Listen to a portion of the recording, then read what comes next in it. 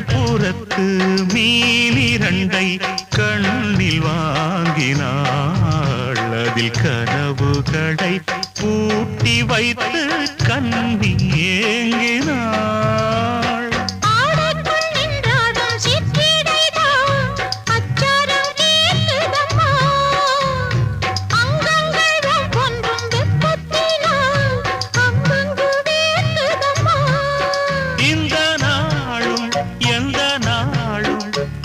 சந்தோஷ சங்கீதமே